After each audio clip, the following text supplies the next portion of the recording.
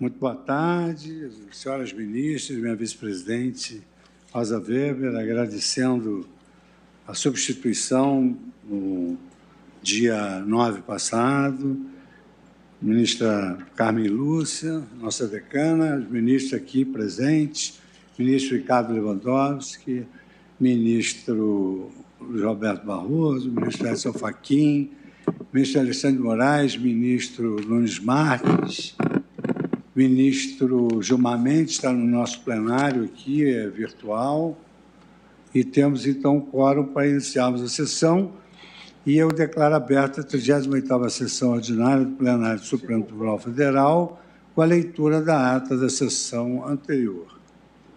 Ata da 40ª sessão extraordinária do plenário do Supremo Tribunal Federal, realizada em 9 de dezembro de 2021. Presidência da senhora ministra Rosa Weber, vice-presidente. Presentes à sessão, os senhores ministros Gilmar Mendes, Ricardo Lewandowski, Carmen Lúcia, Dias Toffoli, Roberto Barroso, Edson Fachin, Alexandre de Moraes e Nunes Marques. Ausente, justificadamente, o senhor ministro Luiz Fux, presidente. Procurador-Geral da República, doutor Antônio Augusto Brandão de Aras. Abriu-se a sessão às 14h21, sendo lida e aprovada a ata da sessão anterior. Não havendo nenhuma objeção, eu considero aprovada a ata da sessão anterior, saudando também o nosso eminente Procurador-Geral da República, doutor Augusto Brandão de Aras. O primeiro processo da pauta são os embargos de declaração na medida cautelar na arguição de descumprimento do preceito fundamental 635.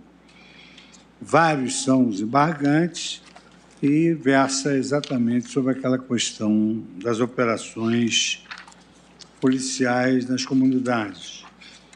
Eu vou fazer uma resenha de como foi o voto do ministro Edson Fachin, que, posterior a ele, veio o pedido de vista do ministro Alexandre de Moraes. Mercê da resenha, eu também passo depois a palavra à sua excelência, o ministro Edson Fachin, para demais digressões que entender pertinentes. Então, após o voto do ministro Fachin, relator, que acolhia os embargos de declaração para os seguintes fins. 1. Deferir o pedido de medida cautelar constante do item A da petição inicial, a fim de determinar o Estado do Rio de Janeiro que elabore e encaminhe ao Supremo Tribunal Federal, no prazo máximo de 90 dias, um plano visando à redução da letalidade policial e ao controle de violações de direitos humanos pelas forças de segurança fluminense, que contenha medidas objetivas, cronogramas específicos e a previsão dos recursos necessários para a sua implementação. 2. Determinar que até que o plano mais abrangente seja elaborado, que o emprego e a fiscalização da legalidade do uso da força sejam feitos à luz dos princípios básicos sobre a utilização da força e de armas de fogo pelos funcionários responsáveis pela aplicação da lei, com todos os desdobramentos daí derivados, em especial em relação à excepcionalidade da realização de operações policiais. 3. Propor ao colegiado que seja criado, nos termos dos artigos 27, parágrafo 2º, e 30, inciso 3º, do Regimento Interno do Supremo Tribunal Federal, um observatório judicial sobre polícia cidadã, formado por representantes do Supremo Tribunal Federal, pesquisadores e pesquisadoras, representantes das polícias e entidades da sociedade civil, a serem oportunamente designados pelo presidente do tribunal, após a aprovação de seus integrantes pelo plenário da Corte. 4. Reconhecer, nos termos dos princípios básicos sobre a utilização da força e das armas de fogo pelos funcionários responsáveis pela aplicação da lei, que só se justifica o uso da força letal por agentes do Estado em casos extremos, quando 1. Exauridos todos os demais meios, inclusive os de armas não letais. 2, ele for necessário para proteger a vida ou prevenir um dano sério. 3, decorrente de uma ameaça concreta e iminente. Prossegue Sua Excelência o ministro Edson Fachin. Em qualquer hipótese, colocar em risco ou mesmo atingir a vida de alguém somente será admissível se, após minudente investigação imparcial feita pelo Ministério Público, concluir-se ter sido a ação necessária para proteger exclusivamente a vida e nenhum outro bem de uma ameaça iminente concreta. 5. Reconhecer, sem efeitos modificativos, a imperiosa necessidade de, nos termos do artigo 227 da Constituição Federal, haver prioridade absoluta nas investigações de incidentes que tenham como vítimas quer crianças, quer adolescentes. 6. Deferir o pedido constante no item H da petição inicial, de forma a suspender o sigilo de todos os protocolos de atuação policial do Estado do Rio de Janeiro, inclusive do artigo 12 do Manual Operacional das Aeronaves pertencentes à frota da Secretaria de Estado de Polícia Civil. 7. Deferir o pedido constante do item 12 da petição inicial para determinar que, no caso de buscas domiciliares por parte das Forças de Segurança do Estado do Rio de Janeiro, sejam observadas as seguintes diretrizes constitucionais sob pena de responsabilidade disciplinar, civil e penal do agente policial. Primeiro, a diligência, no caso de cumprimento de mandado judicial, deve ser realizada somente durante o dia, vedando-se, assim, o ingresso forçado a domicílios à noite. 2. A diligência, quando feita sem mandado judicial, deve estar lastreada em causas prévias e robustas, que indiquem a existência de flagrante delito, não se admitindo que informações obtidas por meio de denúncias anônimas sejam utilizadas como justificativa exclusiva para a deflagração de ingresso forçado a domicílio. 3. A diligência deve ser justificada e detalhada por meio da elaboração de auto circunstanciado, que deverá instruir eventual auto de prisão em flagrante ou de apreensão de adolescentes por ato infracional e ser remetido ao juízo da audiência de custódia para viabilizar o controle judicial posterior. E 4. A diligência deve ser realizada nos estritos limites dos fins excepcionais a que se destinam, proibindo-se a prática de utilização de domicílios ou de qualquer imóvel privado como base operacional das forças de segurança, sem que haja observância das formalidades necessárias à requisição administrativa. Item 8º, deferir o pedido constante do item E para reconhecer a obrigatoriedade de disponibilização de ambulâncias em operações policiais previamente planejadas em que haja possibilidade de confrontos armados. 9. Deferir o pedido constante do item J da petição inicial para determinar que o Estado do Rio de Janeiro, no prazo máximo de 180 dias, instale equipamentos de GPS e sistemas de gravação e áudio e vídeo nas viaturas policiais e nas fardas dos agentes de segurança, com o posterior armazenamento digital dos respectivos arquivos. 10. Determinar ao Conselho Nacional do Ministério Público que, em 60 dias, avalie a eficiência e a eficácia da alteração promovida no GAESP do Ministério Público do Estado do Rio de Janeiro, mantendo este tribunal informado acerca dos resultados da operação. 11º, determinar que a investigação das alegações de descumprimento da decisão proferida por este tribunal, no sentido de se limitar à realização de operações policiais e de se preservar os vestígios em caso de confronto armado, inclusive no recente episódio na comunidade de Jacarezinho, seja feita pelo Ministério Público Federal.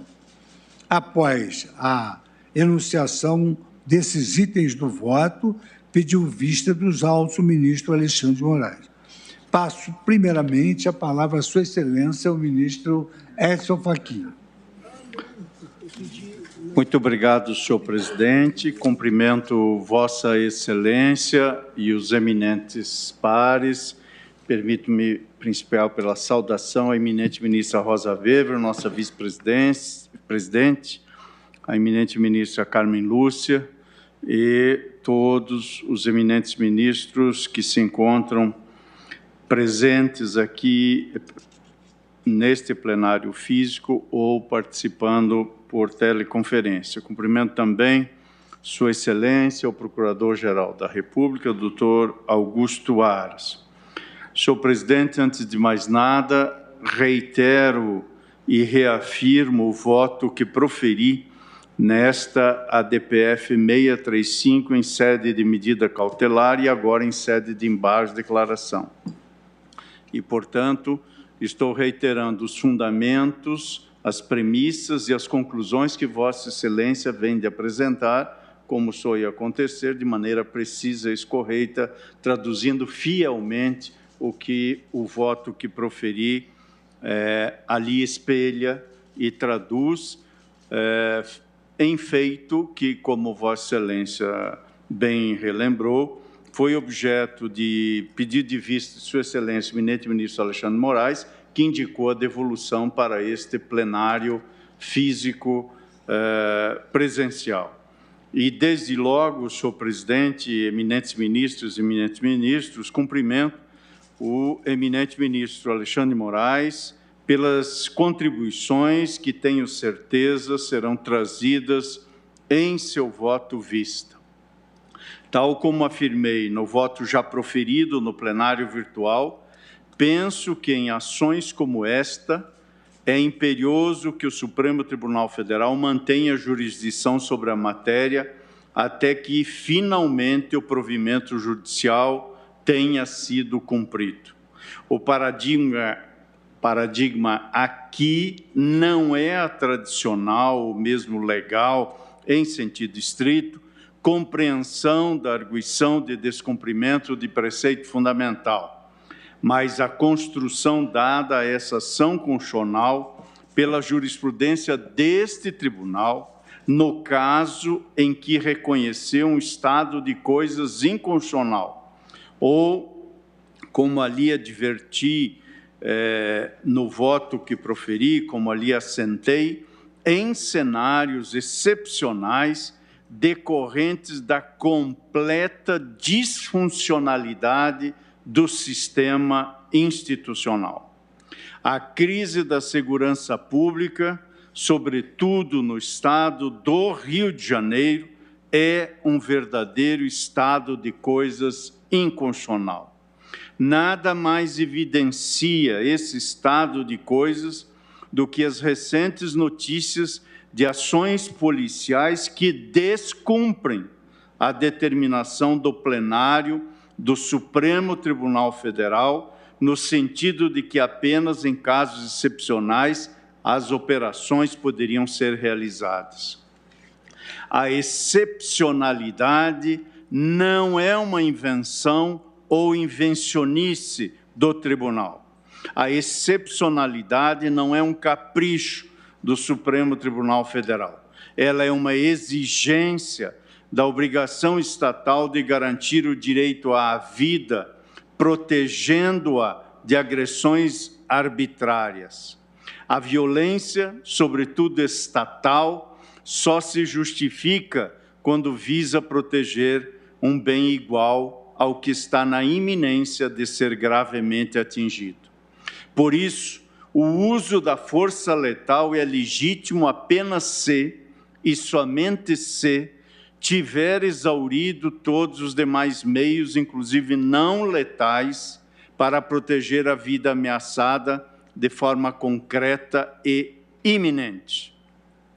No Estado de Direito democrático, não pode existir operação de vingança. Quem as promove e quem delas participa viola não apenas a ordem deste tribunal, mas comete também abuso de autoridade. No Estado de Direito democrático, não pode existir execução extrajudicial nem resistência seguida de morte. Quem as promove e quem delas participa abusa da autoridade e ataca frontalmente o Estado. No Estado de Direito democrático não pode existir tortura. No Estado de Direito democrático não existem mortes com merecimento. O Estado jamais pode tirar a vida de alguém apenas porque tem maus antecedentes. No Estado de Direito, não se pode tolerar a impunidade dos agentes que, tendo autoridade pública, dela abusam para praticar crimes. Não estou com isso, senhor presidente, senhores ministros e senhoras ministras, fazendo crítica à atuação de todas as polícias. Nem penso que esta corte esteja a dificultar o trabalho de policiais. Antes disso, tal como fiz no voto já lançado, este tribunal e este relator homenageiam os policiais que honram o serviço público e que desempenham sua missão com desarmado espírito público. Os bons policiais sabem que as normas que estabelecem os protocolos de atuação e as exigências para a realização de operações acolhidas por esse tribunal, com base nos princípios básicos sobre o uso da força letal, prevêem apenas deveres de cuidado, jamais impedem a realização de seu trabalho. Os bons policiais sabem que, como todas as normas de cuidado e prudência, sua violação traz indícios fortes da prática de crime, porque viola um dever objetivo de cuidado e cria um risco proibido. Daí a tipificar um crime material ou de resultado é um passo. Ou como se costuma a dizer em voz corrente na Alemanha, todo crime doloso contém um crime culposo. Uma operação não justificada ou mal planejada e o uso desproporcional da força violam as normas de conduta policial.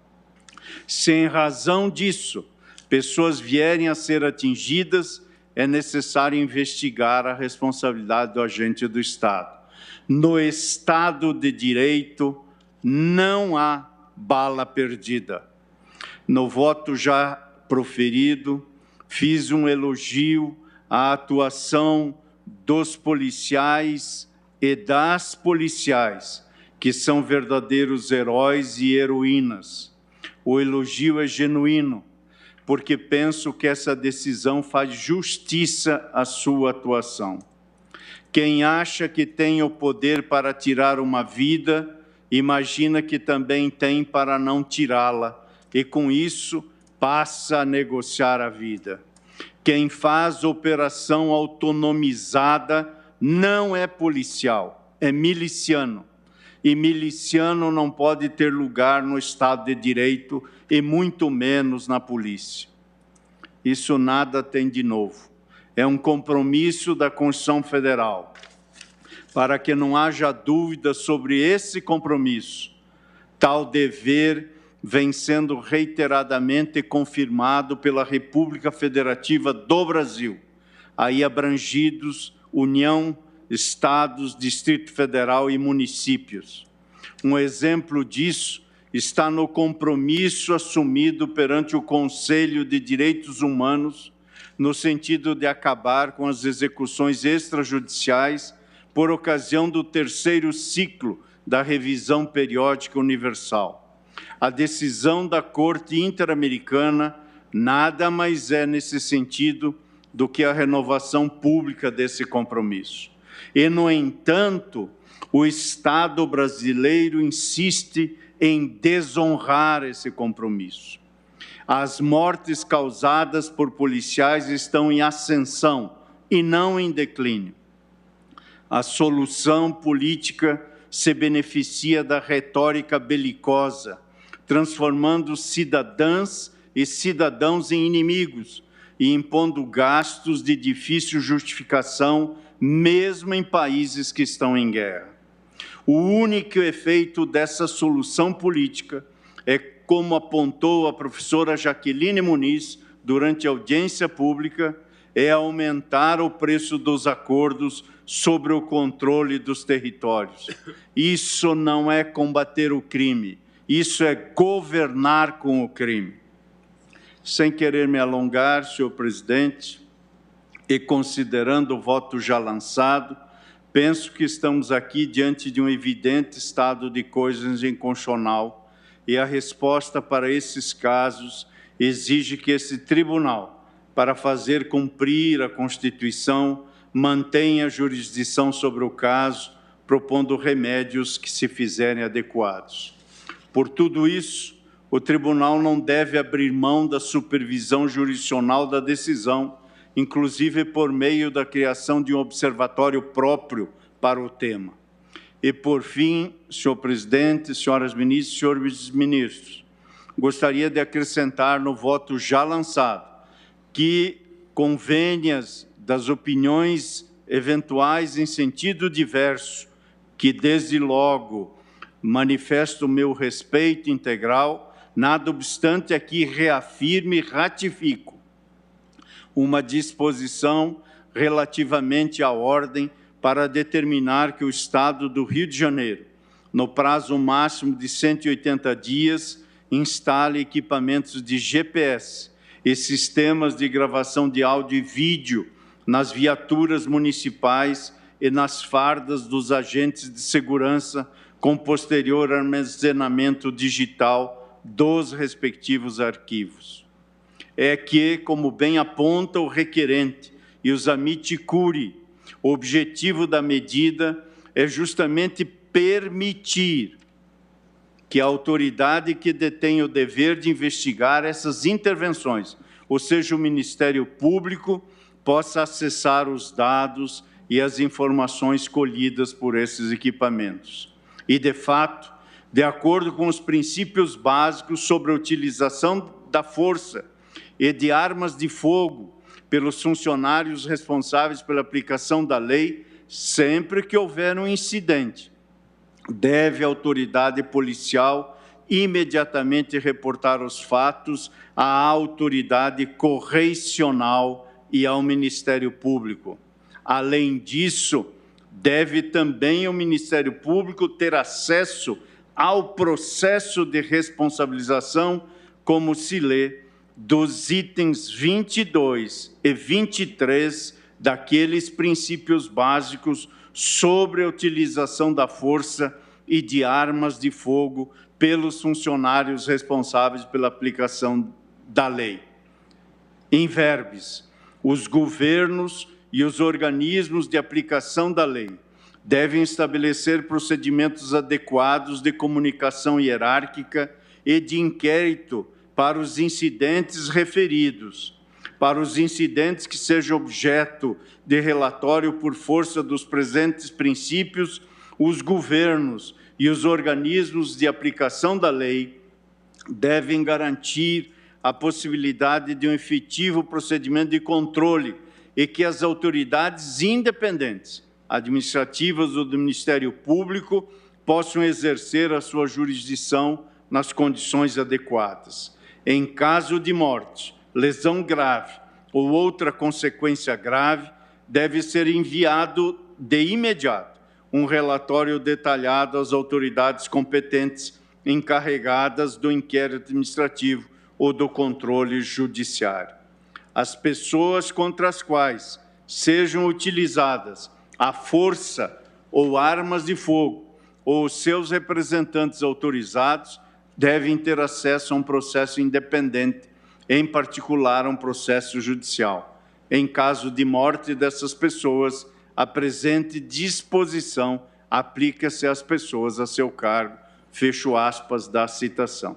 Assim, e concluindo esta breve complementação, senhor presidente, especificamente complementando quanto à instalação de equipamentos de GPS e de sistemas de gravação de áudio e vídeo nas viaturas policiais e nas fardas dos agentes de segurança, devem os respectivos arquivos digitais ser enviados ao Ministério Público do Estado do Rio de Janeiro, podendo ser acessados mediante solicitação prévia pelas vítimas da ocorrência gravada, por seus familiares e representantes legais, bem como pela Defensoria Pública do Estado do Rio de Janeiro.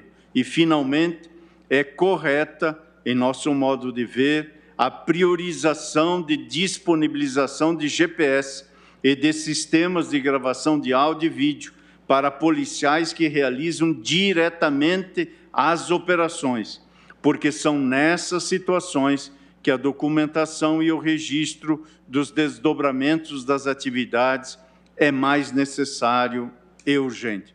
Por isso, quando da instalação de equipamentos de GPS e de sistemas de gravação, complemento o voto no sentido de determinar que seja dada prioridade à instalação desses equipamentos em viaturas e fardas dos agentes empregados no policiamento e em operações em favelas e comunidades pobres. Senhor presidente, senhores ministros, senhoras ministras, é o complemento do voto. Muito obrigado, ministro Edson Fachin. Passo agora a palavra à sua excelência, o ministro Alexandre Moraes, para o seu voto que apresentou divergência anunciada previamente. Boa tarde, presidente. Cumprimento a Vossa Excelência, ministro Luiz Fux, cumprimento a nossa vice-presidente, ministra Rosa Weber, ministra Carmen Lúcia, os ministros aqui presentes, ministro Ricardo Lewandowski, ministro José Alberto Barroso, ministro Fachin, Edson Fachin, a quem cumprimento pelo voto, o ministro Nunes Marques, também cumprimento o ministro Gilmar Mendes e o ministro Toffoli, que nos seguem por videoconferência. Presidente, eu pedi para distribuir o voto e não vou lê-lo integralmente, porque o assunto é importantíssimo, é grande, mas quero fazer algumas considerações que me parecem importantes. E digo aqui, presidente, porque um dos grandes desafios institucionais do Brasil na atualidade da segurança pública é nós conseguirmos evoluir nas formas de combate à criminalidade. O Brasil tem, lamentavelmente ainda, tem um pós-trauma da ditadura. E esse pós-trauma da ditadura fez com que o crime organizado no Brasil crescesse e não houvesse investimentos em segurança. E explico por quê. Todos os governos pós-ditadura, todos os governos federais, principalmente, delegaram, entenderam que, pelo fato da Polícia Civil e Polícia Militar serem estaduais, os governos federais não precisariam investir em segurança pública, porque segurança pública era ligado à ditadura, à opressão. E o Brasil largou mão da segurança pública. Essa é a verdade. É lamentável que mais de quase 35 anos da redemocratização ainda exista esse pensamento arcaico de que segurança pública é coisa de ditadura, de extrema-direita. Os Estados Unidos, pouco importa se o governo é republicano ou democrata, os investimentos em segurança pública e os cuidados são os mesmos. Na Inglaterra também pouco importa se o governo é conservador ou trabalhista, segurança pública é questão de Estado, não de governo. E no Brasil isso foi abandonado, com um gravame em relação ao Estado do Rio de Janeiro, que vem lá de trás, quando o Rio de Janeiro deixou de ser o Distrito Federal. E as forças, principalmente o Exército e polícias federais, vieram para Brasília. E eu digo isso, presidente, porque acompanhei de perto a questão de segurança pública do Rio de Janeiro, na organização das Olimpíadas. O governo federal, à época, eu, ministro da Justiça, nós precisamos, via medida provisória do presidente Michel Temer, destinar 3 bilhões para o Rio de Janeiro, só para pagar salários atrasados da Polícia Militar e da Polícia Civil. Senão não teria ocorrido as Olimpíadas. 3 bilhões de reais. Ou seja, segurança pública se resolve com investimento, com infraestrutura, com recursos humanos. É assim que se resolve a segurança pública. É um assunto extremamente delicado, mas se resolve muito mais, e volto a insistir, com investimentos, infraestrutura, treinamento, do que, com todo respeito às posições contrárias, decisões judiciais. Eu concordo com todas, absolutamente todas as premissas do eminente ministro relator, o ministro Luiz Edson Fachin. O Estado de Direito não pode permitir tortura, o Estado de Direito não pode permitir bala perdida, o Estado de Direito não pode permitir abuso de autoridade. Agora, o que me preocupa é tentarmos resolver a crise de segurança pública impedindo a segurança pública de atuar. É isso que me preocupa. De duas formas. A primeira, porque isso pode, como o próprio, e aqui estamos a falar do Estado do Rio de Janeiro, por isso que cito somente lá, como ocorreu num governo, todos sabemos, um governo anterior do Rio de Janeiro, em que se proibiu, o governador do Estado proibiu a polícia de fazer qualquer operação nos morros do Rio de Janeiro. E isso simplesmente fez com que o narcotráfico se fortalecesse e as milícias surgissem. Então, a necessidade é uma necessidade imperiosa equilibrar a questão da fiscalização, do repúdio ao abuso de autoridade, da punição dos maus policiais, mas da continuidade desse serviço essencial, que é a segurança pública. Então, volto aqui a insistir que não discordo de nenhuma das premissas lançadas, mas tenho dúvidas em relação a várias das medidas adotadas, se serão realmente eficazes e, mais ainda, se é possível o Supremo Tribunal Federal fiscalizar essas medidas. Cito uma delas, que depois no meu voto vou descrever mais detalhadamente: o uso progressivo da força. Isso está em todos os manuais das polícias, civil, militar. O uso progressivo da força. Como que nós vamos apurar? Uma operação numa comunidade, numa favela, no Morro do Rio de Janeiro. É necessário que a polícia entre primeiro com armas não letais, sendo recebida a tiros de fuzil? Vai precisar esgotar todos esses mecanismos? Então vai, não deu certo, volta. Olha, quem sabe exatamente quais os armamentos necessários para ingressar naquela operação é a polícia. Se houver abuso, deve ser responsabilizada. Mas seria possível uma norma ou uma determinação judicial genérica, abstrata, de que o protocolo em todas as operações deve começar com as armas não letais, progredindo? quem tem os informes de inteligência são as forças policiais. E a situação é realmente complexa.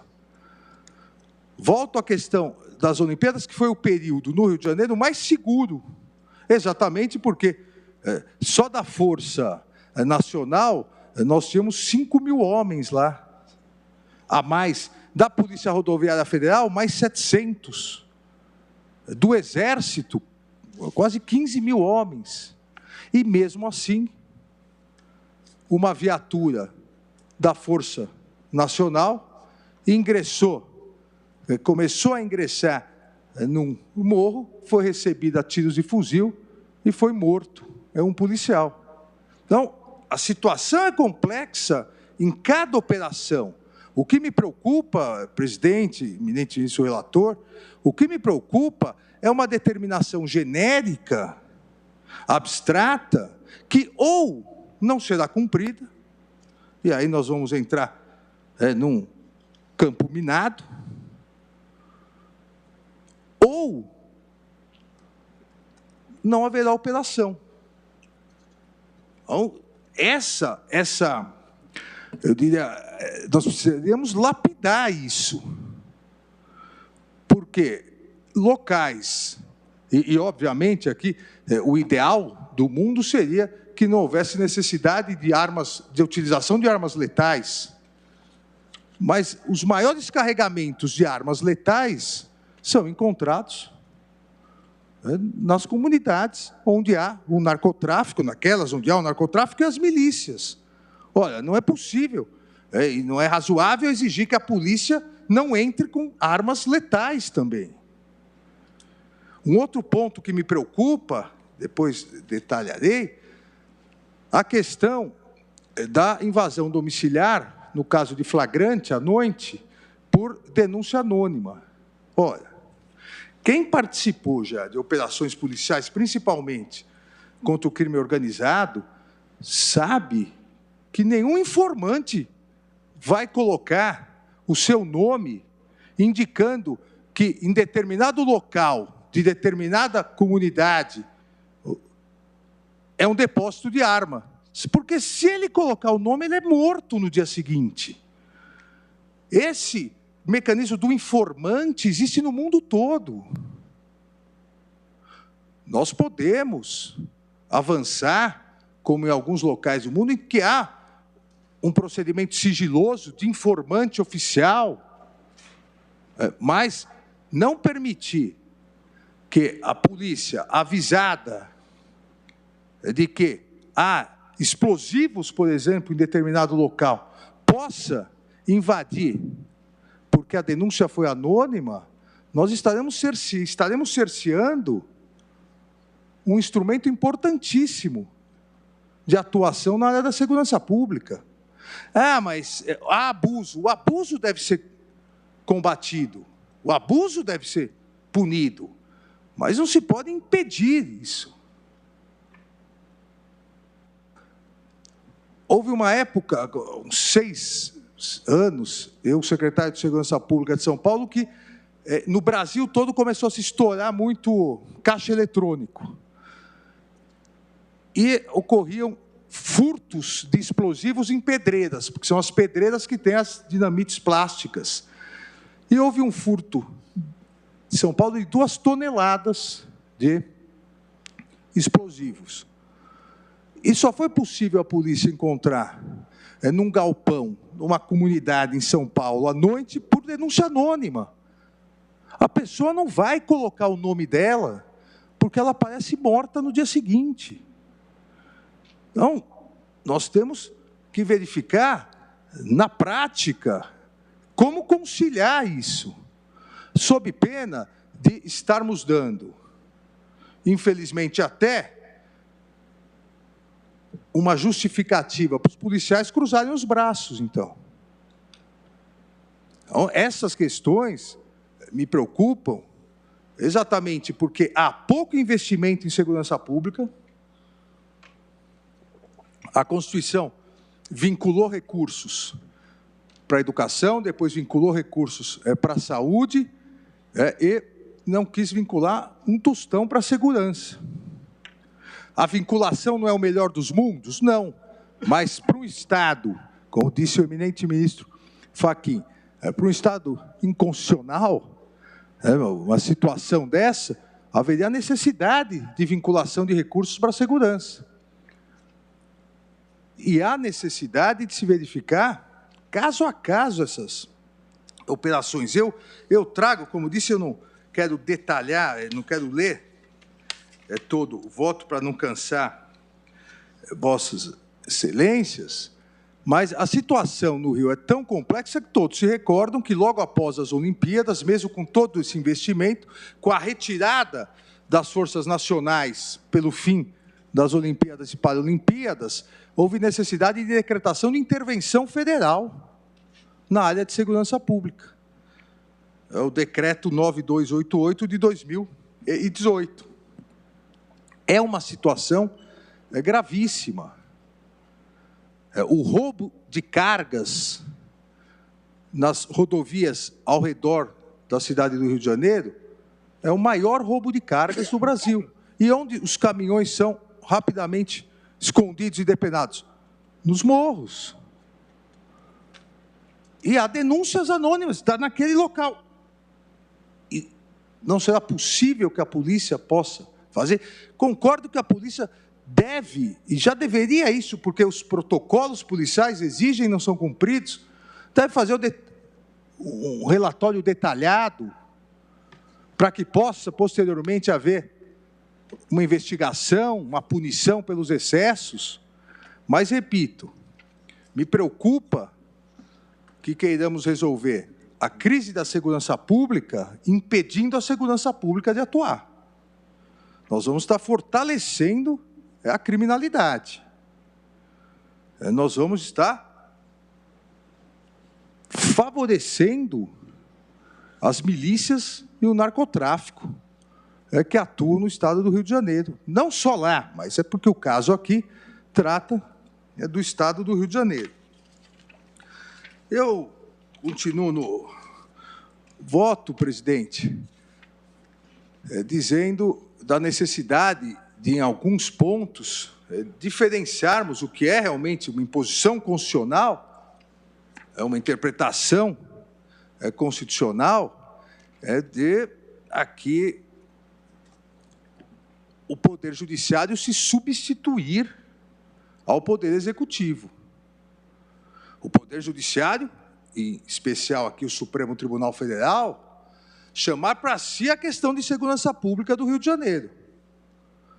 Se o Supremo Tribunal Federal chamar para si a questão da segurança pública do Rio de Janeiro, a responsabilidade pelo que ocorrer também será do Supremo Tribunal Federal. Volto a insistir. Uma coisa é o combate aos excessos, a determinação do cumprimento dos protocolos, inclusive a exigência de uma realização maior do controle externo da atividade policial pelo Ministério Público, que no Brasil todo, infelizmente, ainda hoje, é muito mais formal do que material. O nosso Procurador-Geral da República bem sabe disso. Eu, presidente, e dou um exemplo disso que eu vivi, fui promotor, depois secretário de Segurança, e, em conjunto com o Procurador-Geral de Justiça de São Paulo, ouvindo o Ministério Público, o Judiciário, eu editei uma portaria na Secretaria de Segurança Pública. Toda resistência seguida de morte ou seguida de lesão grave, o local deveria ser imediatamente isolado e um Ministério Público compareceria imediatamente junto com as autoridades policiais, exatamente para diminuir a letalidade policial. Em 2 anos, um promotor só apareceu. Os demais diziam, alegando independência funcional, que não poderiam ser obrigados a comparecer no local. Então, há necessidade de uma mudança de mentalidade também. Agora, por que não compareceram? A polícia deveria parar, então, de atuar? Então, nós temos que melhorar os mecanismos de fiscalização. Temos que melhorar orçamento, infraestrutura, nós, que eu digo, não o Supremo, né, o Brasil. Infraestrutura, treinamento, fiscalização. Agora, me preocupa, volto a insistir, de colocar amarras genéricas a operações policiais. Nesse sentido, presidente, exatamente por isso, eu votei na sessão virtual de 26/6/2020 a 4/8, votei contrariamente ao referendo da tutela incidental na DPF 635, também de relatoria do eminente ministro Edson Fachin, por entender naquele julgamento, lá se discutia a possibilidade de uma vedação genérica de atuação da segurança pública, de operações. Essa questão em abstrato, genérico, me preocupa, porque acaba havendo um cerceamento preventivo, sem que nós saibamos se naquele momento, daqui um ano, um mês, uma semana, será necessária ou não uma operação policial. E acaba gerando o que o eminente ministro Fachin colocou, e fiquei vencido ao votar divergente, acaba ocorrendo o descumprimento da medida. Porque fica difícil ao Supremo Tribunal Federal depois analisar aquela operação foi ou não essencial. Por isso que me parece mais eficiente amarrar melhor os protocolos de atuação, a fiscalização, do que uma proibição genérica. Naquela ocasião, presidente, entendi que o pedido genérico de suspensão das operações policiais, era esse o pedido, suspensão das operações policiais. Nós temos que recordar que em muitas comunidades do Rio de Janeiro, do Brasil todo, as pessoas que lá moram são reféns do narcotráfico, reféns das milícias. O Estado já não chega lá. Se nem a polícia puder chegar, suspendendo as operações policiais, nós estamos fortalecendo esses territórios de ninguém.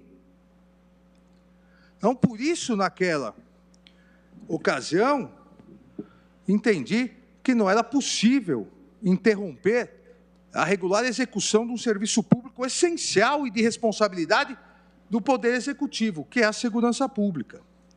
Óbvio, como bem salientou o eminente ministro relator, óbvio que um sistema republicano, Estado de Direito, não existe poder absoluto, não existe o poder de decidir quem morre, quem mata.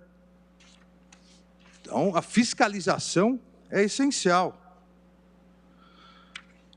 Da mesma forma, exatamente porque é necessária essa fiscalização, necessário o cumprimento dos protocolos, na sessão virtual de 7/8 a 17/8,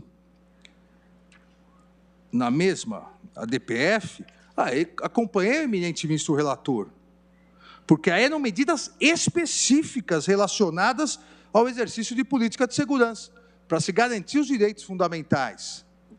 Exatamente nessa sessão, as medidas atuais que o eminente ministro relator propõe foram recusadas. O próprio ministro relator, naquele primeiro momento, salvo engano, não adotou todas as medidas solicitadas.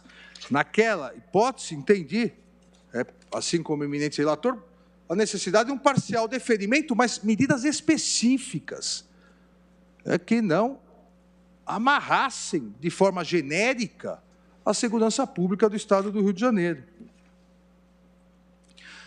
Agora, em novos embargos, da mesma forma, e nessa linha de raciocínio, entendo que algumas medidas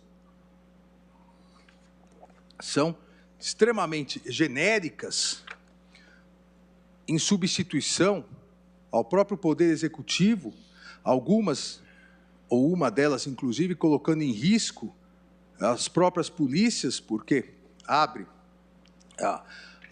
a possibilidade de informações serem divulgadas. Então, aqui nesse julgamento, presidente, eu vou pedir vênia ao eminente ministro relator e dele vou discordar parcialmente. Porque, como disse, concordo com todas as premissas, mas não com todas as soluções, porque entendo que várias delas vão impedir a segurança pública de atuar, as forças de segurança pública de atuar, e isso vai gerar uma crise maior de segurança, uma maior violência, um poder maior do narcotráfico e das milícias no Rio de Janeiro, e depois, para que isso seja revertido, é extremamente difícil. Então, presidente, eu já anoto que acompanho, e como estou acompanhando, em relação a esses itens, nem vou me manifestar, acompanho o item 1, o item 5, o item 7, subitem 3 izinhos, e o 8 do dispositivo de Sua Excelência o Relator. Ou seja, o item 1, aquele que defere a cautelar para determinar ao Estado do Rio de Janeiro que elabore e encaminhe ao STF, no prazo máximo de 90 dias, um plano visando a redução de letalidade policial e o controle de violação de direitos humanos pelas forças de segurança fluminenses, que contenha medidas objetivas, cronogramas específicos e a previsão dos recursos necessários para a sua implementação. Aqui entendo essa medida exatamente vai ao encontro do que defendo, a necessidade das forças policiais cumprirem protocolos e serem fiscalizadas. Então, esse ponto para a redução de letalidade policial e controle das violações de direitos humanos, extremamente importante. O item 1, também acompanho o eminente ministro relator no item 5, reconhecer, o item 5, Sua Excelência escreve, reconhecer sem efeitos modificativos a imperiosa necessidade de, nos termos do artigo 227 da Constituição Federal, haver prioridade absoluta nas investigações de incidentes que tenham como vítimas quer crianças, quer adolescentes, também acompanho. O item 7, ponto 3, que, nesse ponto específico, também corrobora a repercussão geral que já julgamos, o Supremo Tribunal Federal julgou de relatoria do eminente ministro Gilmar Mendes, ou seja, deferir o pedido constante no entender da petição inicial para determinar que, no caso de buscas domiciliares por parte das forças de segurança do Estado do Rio de Janeiro, sejam observadas as seguintes diretrizes constitucionais, sob pena de responsabilidade disciplinar civil e penal do agente policial. E aí acompanho somente no item 3. A diligência deve ser justificada e detalhada por meio da elaboração de auto circunstanciado, que deverá instruir eventual auto de prisão em flagrante ou de apreensão de adolescente por ato infracional e ser remetido ao juízo da audiência de custódia para viabilizar o controle judicial posterior. Então, o item 7.3. E também acompanho no item 8. Deferir o pedido constante no item E para reconhecer a obrigatoriedade de disponibilização de ambulâncias em operações policiais previamente planejadas em que haja a possibilidade de confrontos armados. Então, nesses itens, eu acompanho Sua Excelência. E peço todas as vênias ao eminente ministro Luiz Edson Fachin e divirjo de Sua Excelência em relação ao item 2, 3, 4, 6, 7.1, 7.2 e 7.4, 9, 10 e 11. Pelas razões que também rapidamente, que não tão rapidamente, mas vou expô-las. Começando com itens 2 e 4. Aqui, presidente, Sua Excelência, o ministro Edson Fachin concede a liminar para determinar que até que o plano mais abrangente seja elaborado, que o emprego e a fiscalização da legalidade do uso da força sejam feitos à luz dos princípios básicos sobre a utilização da força e armas de fogo pelos funcionários responsáveis pela aplicação da lei, em todos os desdobramentos da lei derivado, em especial em relação à excepcionalidade da realização de operações policiais. Na verdade, aqui, principalmente em relação, divirjo da questão da continuidade e da previsão da excepcionalidade de operações policiais. E, principalmente, o item 4, que é ligado, que reconhece, nos termos dos princípios básicos sobre a utilização da força e de armas de fogo pelos funcionários responsáveis pela aplicação da lei, que só se justifica o uso de força letal pelos agentes de Estado em casos extremos quando exauridos todos os demais meios, inclusive os de armas não letais, ele for necessário para proteger a vida ou prevenir um dano sério, decorrente de uma ameaça concreta e iminente. Em qualquer hipótese, colocar em risco ou mesmo atingir a vida de alguém somente será admissível se, após minudente investigação imparcial, feita pelo Ministério Público, concluir-se ter sido a ação necessária para proteger exclusivamente a vida e nenhum outro bem de uma ameaça iminente e concreta. Aqui não é nenhuma discordância, como eu vou explicar, na verdade, foi o que eu disse anteriormente. E os próprios princípios básicos na utilização da força e armas de fogo, eles são adotados, mas permitem, desde o início, que a operação policial, fazendo, a partir dos seus informes de inteligência, fazendo toda a sua programação, já optem pela utilização de determinado tipo de armamento. Não, aqui, se Sua Excelência me permitiu, ministro relator, até eu queria tirar uma dúvida, porque daí nem seria propriamente uma divergência. O eminente relator, ministro Fachin, a interpretação aqui dos princípios básicos por Sua Excelência é no sentido de que, em toda operação, a polícia tem que começar do zero, as armas até as armas letais, ou previamente, na programação, desde que justifique, haja uma programação. Então, há necessidade de invadir o morro tal, porque lá há pessoas sequestradas, por exemplo. E nós temos informes de que o armamento, estão armados com fuzil, bazuca, granada, então nós vamos entrar com armamento, com blindados, então, que a polícia pode fazer essa avaliação, já determinando, a partir da análise do protocolo, quais armas ela pode utilizar. É exatamente isso. Então, não há, nesse sentido, uma divergência, então. Porque se é a própria polícia que pode, justificadamente, por óbvio, se a própria polícia que pode fazer essa análise a partir de informes de inteligência, não, aí a minha interpretação dos princípios básicos sobre a utilização da força e armas acaba coincidindo com o eminente ministro Fachin. Porque sabemos aqui, e essa foi a preocupação de Sua Excelência, como nós todos também, a letalidade policial é um gravíssimo problema, não só no Brasil, mas é um gravíssimo problema no Brasil.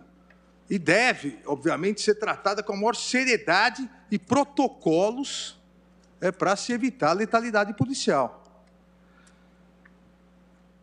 E nós temos índices elevadíssimos e lamentáveis de violência e letalidade policiais em operações, que deveriam, e espero que a partir do julgamento, desse julgamento do Supremo Tribunal Federal, isso ocorra com mais rapidez, deveriam ser melhor investigados, tanto pela própria polícia quanto pelo Ministério Público. Mas a questão da letalidade não pode impedir que a polícia tenha a discricionariedade, mitigada pela lei, obviamente, pelos protocolos, de escolher quais as melhores armas, quais a melhor estrutura para aquela determinada operação. É necessário essa análise geral do sistema, porque isso é importante também, se é verdade, e que a letalidade policial causada pelos agentes policiais e não tão raramente definida como resistência seguida de morte, no Brasil tem índices elevadíssimos. Também é verdade que nenhuma das grandes democracias ocidentais tem um índice tão elevado de número de policiais mortos em operações. Todos aqui devem se recordar quando dois policiais em um ano em Nova York foram mortos. O presidente Obama se deslocou, o então presidente Obama, se deslocou para Nova York para prestar as devidas homenagens, porque nunca em quase 40 anos, dois policiais tinham sido mortos em um ano em Nova York. No Brasil, só entre 2019 e 2020, no Rio de Janeiro, 16 policiais civis foram mortos em serviço, 87 policiais militares mortos em serviço, 23 policiais civis mortos, não em serviço, mas por serem policiais, é o que ocorre, seja no bico, ou quando são assaltados e acham a carteira de policial, executam o policial. 232 policiais militares mortos também fora de serviço, no chamado bico, por serem identificados como policiais militares.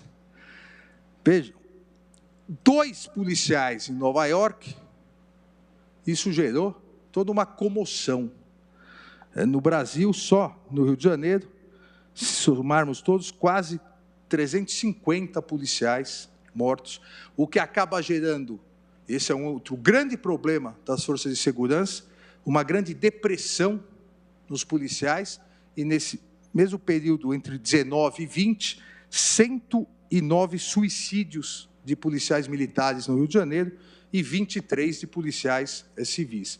Então, é uma realidade de insegurança pública crônica que gera mortes dos dois lados. Gera um aumento da letalidade policial que não se justifica e gera um aumento da mortalidade policial em níveis assombrosos, se compararmos com qualquer outro país civilizado. E aqui é um anuário brasileiro, estou utilizando os dados do Anuário Brasileiro de Segurança Pública. Entre os anos de 98 e 2020, o Estado do Rio de Janeiro registrou a vitimização de 17.906 policiais militares e civis, sendo 2.976 mortos e 14.930 feridos, o que equivale à média de 129 policiais mortos por ano e 649 feridos por ano. Então, são números equivalentes a uma guerra civil. E há necessidade, como eu disse, de medidas estruturais e de mentalidade para se alterar. E temos que recordar, eu faço sempre questão aqui, quando é questão relacionada à segurança pública, de lembrar a única carreira do Estado, que seus integrantes saem todos os dias sabendo, obviamente, todos podemos morrer no dia, mas sabendo que a sua missão é, se necessário, dar vida por alguém que ele nem conhece, essa carreira é a carreira policial. Basta ver os dados que eu acabei de colocar de vitimização policial, que também são grandes em São Paulo e no resto do país. A carreira policial é um verdadeiro sacerdócio.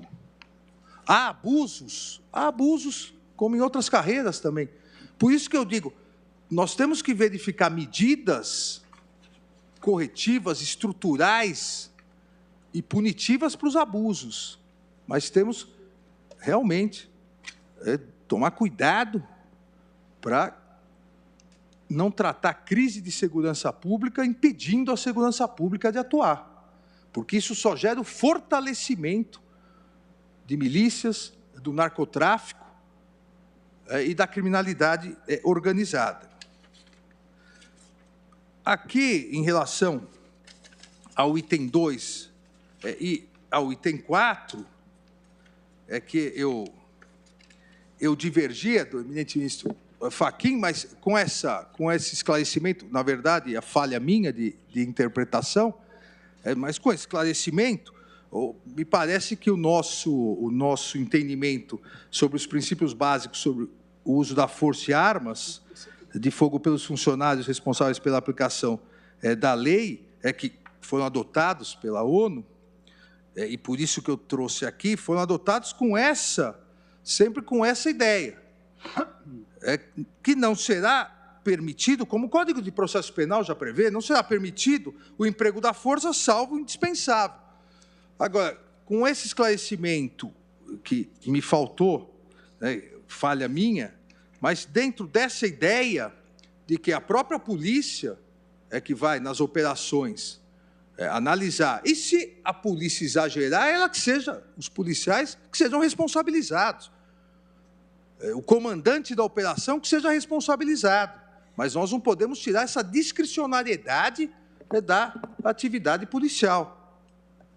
E é importante que a portaria 4226, de 31 de dezembro de 2010, que regulamenta aqui a atividade policial, prevê isso, o princípio da conveniência, legalidade, moderação, princípio da necessidade e proporcionalidade. O que é importante, acho deixarmos bem claro, é que as polícias têm que seguir os seus protocolos. Talvez alguns, até por não acompanhar, tem tanto protocolo que, se a polícia seguir todos os protocolos, se diminui a letalidade policial, sem as amarras. Já há os protocolos. Essa questão do uso moderado da força é um protocolo nacional das 27 polícias militares, as 26 estaduais e do Distrito Federal. Essa portaria que eu citei é do governo federal, que regulamenta a aplicação dos princípios básicos sobre a utilização das forças de arma de fogo, princípios básicos adotados pela ONU em 99, ela estabelece exatamente isso. O uso da força por agentes de segurança pública deverá obedecer aos princípios da legalidade, necessidade, proporcionalidade, moderação e conveniência. Agora, é a própria polícia que vai, ao organizar as suas operações, verificar isso. Se errou, se abusou, se exagerou, será responsabilizada. O que me parece é exatamente que a atuação e as decisões devem ser tomadas pelos órgãos policiais,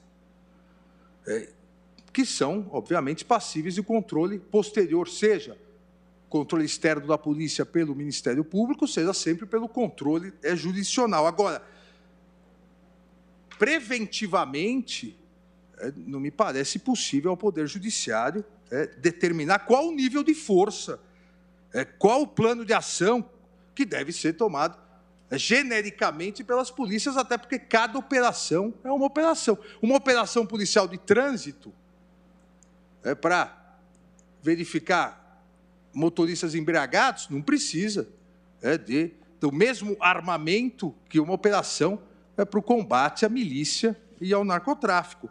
Agora, quem vai justificar são as próprias forças policiais.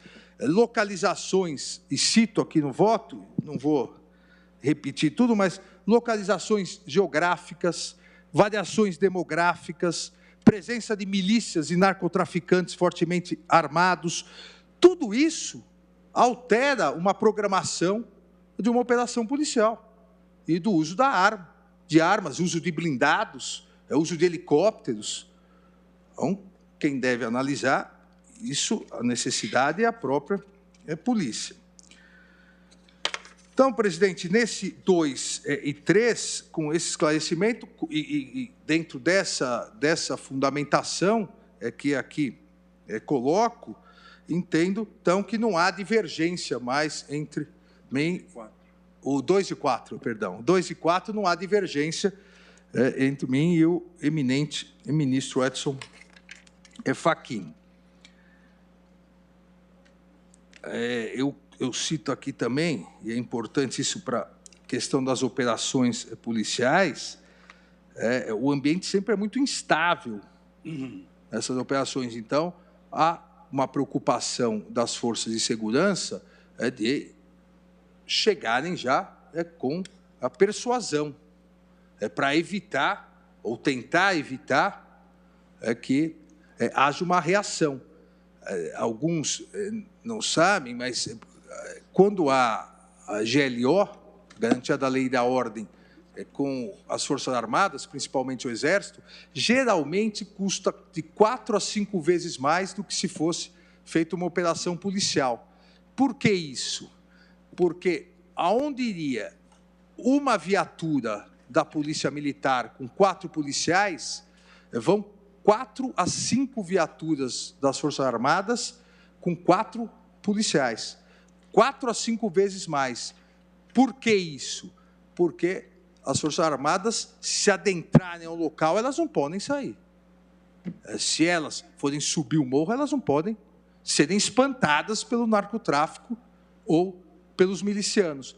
Então, usam um número bem superior de armamento e de pessoal exatamente para persuadir os milicianos e os narcotraficantes a não reação. Então, tudo isso, quem analisa no momento da operação são as próprias forças policiais.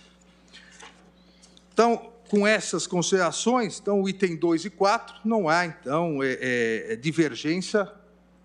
Agora que eu me esclareci melhor, acompanho, então, o relator. O item 3.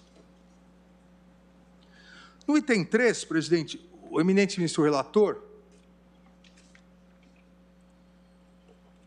propõe ao colegiado que seja criado, nos termos dos artigos 27, parágrafo 2º e 33 do Regimento Interno, um observatório judicial sobre polícia cidadã, formado por representantes do Supremo Tribunal Federal, pesquisadores e pesquisadoras, representantes das polícias e entidades da sociedade civil, a serem oportunamente designados pelo presidente do tribunal, após a aprovação de seus integrantes pelo plenário da Corte.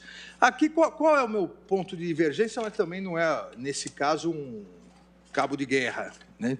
Me parece que, a partir da criação do CNJ, do Conselho Nacional de Justiça, pela emenda constitucional 45, essa função seria mais adequada ao Conselho Nacional de Justiça do que ao próprio Supremo Tribunal Federal. Me parece que, nos moldes como foi proposto esse observatório judicial, haveria uma sobreposição de esforços e recursos, na medida que já vem sendo desenvolvido, né, pelo CNJ, o Observatório dos Direitos Humanos do Poder Judiciário, que foi criado em 17 de setembro de 2020, do ano passado, já na gestão de Vossa Excelência, ministro Luiz Fux, em atendimento ao primeiro eixo de atuação definido por Vossa Excelência, proteção dos direitos humanos e do meio ambiente. É a portaria 190 de 2020. Eu transcrevo aqui a portaria, não há necessidade de ler, mas as funções do Observatório de Direitos Humanos do Poder Judiciário que Vossa Excelência criou, me parecem ser exatamente as mesmas. Por favor. Até para poder acrescentar o debate, para que tenham conhecimento, o Observatório de Direitos Humanos ele é basicamente composto por pesquisadores, cientistas políticos, artistas, membros da sociedade civil, o Frei Davi, Dom Orani, há segmentos religiosos também, integrantes de organizações de defesa de minorias vulneráveis. E ontem, inclusive, foi um dos objetos do debate de ontem, que não foi um debate diminuto, a reunião terminou 10 horas da noite, foi exatamente essa questão das operações policiais e que o observatório ele sugere medidas e essas medidas são logo encaminhadas a um grupo de trabalho. Os grupos de trabalho eles têm mais ou menos 50 integrantes. Então, por exemplo, agora nós estamos cuidando, em razão da pandemia, que aumentou muito o número de moradores de rua. Então, é um grupo de trabalho estabelecendo as políticas públicas para os moradores de rua. Então, o Observatório de Direitos Humanos está aberto a essa nova função que Vossa Excelência entende importante para monitorar as ações policiais. Então, fica aqui, digamos assim, a existência desses grupos de trabalho que têm atuado com bastante frequência. O Observatório de Direitos Humanos já produziu vários resultados muito expressivos no campo da violência doméstica, do assédio moral, da violência contra as mulheres. Ontem, inclusive, foi também aprovada uma resolução ainda nesse âmbito com relação ao cumprimento dos tratados internacionais, cumprimento das decisões da Corte Interamericana de Direitos Humanos, grupos que fazem um monitoramento através de uma plataforma digital do cumprimento dessas decisões. Então, apenas, digamos assim, eventualmente, o Supremo Tribunal Federal possa não ter estrutura para então, esse fim. Presidente, a minha preocupação é exatamente que, a partir disso do CNJ, o CNJ tem, para esse fim, tem uma estrutura melhor que o Supremo Tribunal Federal e me parece mais direcionada para isso. Tanto que, Vossa Excelência citou isso, a própria operação policial realizada em maio, na favela do Jacarezinho, foi objeto de análise por o Observatório do CNJ, e na 4ª reunião do Observatório de Direitos Humanos do Poder Judiciário, foram divulgadas informações, só as não sigilosas, as sigilosas não foram, mas as informações sobre toda a operação, que seria algo semelhante ao que propõe, num acompanhamento. Poderia haver vamos dizer, uma simbiose da proposta com o CNJ, que tem essa estrutura melhor. Então, aqui, como eu disse, eu realmente concordo com todas as premissas do ministro Fachin. Acho que é importante que haja um órgão que faça esse acompanhamento. A única coisa que eu reflito é que talvez esse órgão fosse melhor encaixado no organograma do Conselho Nacional de Justiça. Vossa Excelência me permite também, Claro. senhor presidente, não para postergar o debate e o voto dos demais colegas, mas apenas para explicitar que o locus do funcionamento desse observatório, da parte dessa relatoria, não há objeção que seja no Conselho Nacional de Justiça. Nada obstante, sem embargo de enaltecer o Observatório de Direitos Humanos, a matéria aqui é especificamente segurança pública, atividade policial, e há de contar necessariamente com a participação de expertos em segurança pública e também de policiais. Portanto, a proposta especificamente me parece importante que mantenha este foco específico. Eu, caso eventualmente venha a ser acolhido pela maioria, me proporia trazer em sessão deste tribunal, e aí já seria na sessão administrativa, uma proposta de resolução criando o observatório e com proposta de seus integrantes, e que ele pode, sim, se localizar no âmbito do CNJ. Isso eu estou de acordo. O que não me parece digamos assim, que esta sobreposição acabe encobrindo ou cobrindo toda a questão específica que há, especialmente no campo da letalidade das atividades policiais. Portanto, esta é a questão fundamental, ou seja, criar um observatório específico. A relatoria, se for o caso, se propõe a trazer uma proposta de resolução da criação do observatório, suas premissas, sua composição, pode sim ser localizado no ambiente do CNJ, isso eu estou de acordo, mas, sem embargo, da vizinhança e, quem sabe, até mesmo comunhão com o Observatório de Direitos Humanos, ter um observatório específico sobre a atividade policial. Só para esclarecer a Vossa Excelência, ministro Fachin, o Observatório de Direitos Humanos ele se divide em vários segmentos. Então, tem o segmento que cuida da população LGBT, tem um segmento que cuida de idosos, tem um segmento que cuida de crianças e adolescentes, e nada obsta que haja um segmento que cuide de segurança pública. Agora, eventualmente, se Vossa Excelência... aí que talvez resida... Desculpe lhe interromper, senhor. Não, eu estou entendendo. Só para dialogarmos, porque creio que há bastante pontos de comunhão entre o que estamos todos aqui afirmando. A questão específica é que esta ação foi proposta em face do descumprimento pelo Estado do Rio de Janeiro de uma sentença da Corte Interamericana de Direitos Humanos. Portanto, o objetivo é que, numa arguição de descumprimento do preceito fundamental, haja o cumprimento desse preceito e o cumprimento daquela decisão. O observatório é um conjunto de elementos e dados para que o plano de segurança pública, com vistas ao cumprimento daquela decisão, seja elaborado pelo Estado do Rio de Janeiro. Por isso, senhor presidente, eu creio que há uma especificidade neste observatório a ser criado, digamos assim, com um locus específico, ainda que no CNJ, como disse e repito, não tenho objeção quanto a isso, mas mantenho a sugestão da criação autônoma de um observatório nesse sentido. Acho importante essa criação autônoma. Só queria mencionar um dado, só para que nós tivéssemos também a ideia da atuação.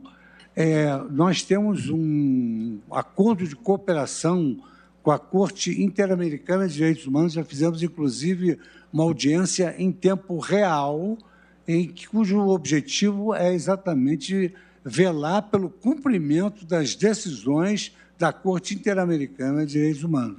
Então, digamos assim, não está ao desamparo as decisões da Corte Interamericana. Essa recente viagem foi, inclusive, reforçar um outro protocolo e o CNJ faz reuniões com a Corte Interamericana de Direitos Humanos. Então, acho importante que Vossa Excelência abordou. Quer dizer, Vossa Excelência quer um observatório específico, que talvez seja mais eficiente mesmo, composto até por outros integrantes com mais expertise sobre esse tema. Acho muito interessante essa... Presidente, até aproveitando aqui o debate, na presidência do eminente ministro Dias Toffoli, ele me honrou com a possibilidade de participar da criação de 2 comissões sobre segurança pública interna do Judiciário e a questão de segurança pública para as varas criminais, as várias colegiadas para regulamentação. Então, aqui a minha daqui a pouco eu não vou divergir de mais nada, Fachin.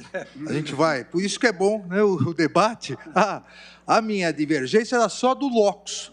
Eu entendo que, criando no CNJ, que tem mais estrutura, a análise da letalidade pode até ser expandida para o resto do país também, para analisar a letalidade policial em todos os estados. Então, também, aqui, em havendo essa concordância do relator no CNJ, também acompanho o eminente relator. Ministro, por favor. Presidente, ministro Fachin, senhoras ministras Carmen Lúcia, Rosa Weber, ministro Ricardo Lewandowski, ministro Cássio, ministro Luiz Roberto, ministro Gilmar, senhor Procurador-Geral da República, as advogadas e advogados que nos acompanham, servidores, imprensa. Senhor presidente, a sugestão que faz o ministro Alexandre tem, inclusive, um precedente. Quando a Corte decidiu, ministra Carmen, penso que à época era presidente o ministro Lewandowski, do Supremo e do CNJ, pelo estado de coisas inconstitucionais nos presídios. E se determinou que o CNJ faria o monitoramento, sem prejuízo da judicialização. É evidente que sempre poderá haver uma reclamação, claro, se descumprirem uma decisão tomada aqui no âmbito de uma DPF, evidentemente. Mas o braço que tem o Conselho Nacional de Justiça, nós não temos no Supremo e nem é a nossa função. A nossa função é estritamente jurisdicional. E, do ponto de vista de gestão e administrativa, é exclusivamente interno ao nosso corpo, né, de integrantes e de servidores da Corte. Então, isso há um precedente. Também, e Vossa Excelência ao ampliar, criar um observatório de direitos humanos com vários focos, é importante lembrar que nós criamos, junto com a Procuradoria-Geral da República, na gestão da predecessora do Dr. Augusto Aras, doutora Raquel Dodge, o primeiro observatório, que incluiu 4 pautas, e 4 pautas de sucesso. O julgamento da chacina de Unai, que estava parada há 14 anos no TRF. Há 14 anos. O andamento do júri da Boate Kiss, que ocorreu recentemente, e, aliás, gostaria aqui de parabenizar a decisão de Vossa Excelência, porque quando eu votei pela necessidade do trânsito em julgado, no último voto, que foi um voto de desempate, eu ressalvei as decisões do Tribunal do Júri como decisões que, diante do normativo constitucional de soberania do júri, deveriam, como devem, como sempre votei aqui, serem cumpridas imediatamente. E Vossa Excelência andou muito bem, como sempre, ao determinar que fossem realmente cumpridas as decisões tomadas no júri do julgamento dessa tragédia que foi o caso da Boate Kiss. E os outros 2 casos que foram incluídos à época foi a questão de Mariana e de Brumadinho, no qual se colocou, ministro Fachin, em conjunto todos os entes envolvidos, defensorias públicas que atuavam, federal e estadual, às vezes discutindo por anos, como acontecera antes em Mariana, se era Justiça Federal, se era Justiça do Trabalho, se era Justiça Estadual. Com a questão colocada dentro de um âmbito em que todas as instituições sentam, defensorias de todas as esferas, Ministério Público de todas as esferas, magistraturas de todas as esferas, se coordena um trabalho com a participação da advocacia privada e da advocacia pública. E esses casos todos tiveram um aperfeiçoamento posteriormente com a vinda do Procurador-Geral da República, Augusto Aras, que se dedicou plenamente e ampliamos o foco, e depois, na gestão de Vossa Excelência, com a ampliação desse âmbito mais abrangente dos direitos humanos, com várias comissões internas com focos específicos. Esse é um trabalho de sucesso, é um case de sucesso num país tão complexo, de uma dimensão tão grande, em que muitas vezes as instituições, não é, Procurador-Geral Augusto Aras, Vossa Excelência, que tem essa dimensão da nacionalidade brasileira, da complexidade do Brasil, muitas vezes as instituições elas olham para si mesmas e não olham para a necessidade de uma solução complexa. Então, eu penso que nós já temos precedente, que foi quando o ministro Lewandowski era presidente da Corte, que teve continuidade e ampliação na presidência da ministra Carmen, que depois se transformou em um observatório específico para 4 casos, e Vossa Excelência deu uma dimensão mais ampla. E isso é um somatório de ações que vem fazendo com que nós possamos dizer, como eu sempre digo, que nós temos o melhor poder judiciário do mundo. É um poder judiciário e, com o poder judiciário, as funções essenciais da justiça, que nós nunca podemos nos esquecer. O juiz, ele necessita de ser provocado. E as funções essenciais da justiça, Ministério Público, os vários ministérios, os vários ramos de Ministério Público, as defensorias nas suas unidades federadas e a advocacia pública e a privada, elas, nesse âmbito do CNJ, elas podem devastar, ministro Fachin, como sugerido agora pelo ministro Alexandre de Moraes, vários dos problemas que eventualmente chegariam aqui em reclamação, que chegariam aqui em matéria específica de casos concretos e com uma atuação de observação feita de maneira conjunta entre várias instituições, como o ministro Luiz Fux, nosso presidente, lembrou agora há pouco, é fundamental para que nós possamos dar efetividade às decisões, não só a eficácia, mas a efetividade. Lembrando aqui o ministro Luiz Roberto Barroso, que escreveu uma belíssima obra muitos anos atrás, não vou dizer que na época era estudante, que para além da existência da validade e da eficácia, Sua Excelência lembrou da necessidade de ter efetividade, concretude, e eu penso que é isso que traz o ministro Alexandre. Agradeço pela Só para atenção. trazer mais um dado, é que é importante nós termos a noção de que é preciso uma infraestrutura e saber se o Supremo vai suportar. Ontem houve uma reunião do caso Mariana e entre promotores, defensores, advogados e representantes das empresas nessa esfera do consenso para estabelecer as indenizações, tinham mais de 100 profissionais. Então, os grupos de trabalho, as comissões são são diversas e requerem muitos integrantes. Presidente, Vossa Excelência quer que continue? Prefere dar um intervalo? Eu fico ao critério do colegiado. Vamos fazer um intervalo. Acho que é um intervalo para quem tem audiência, né?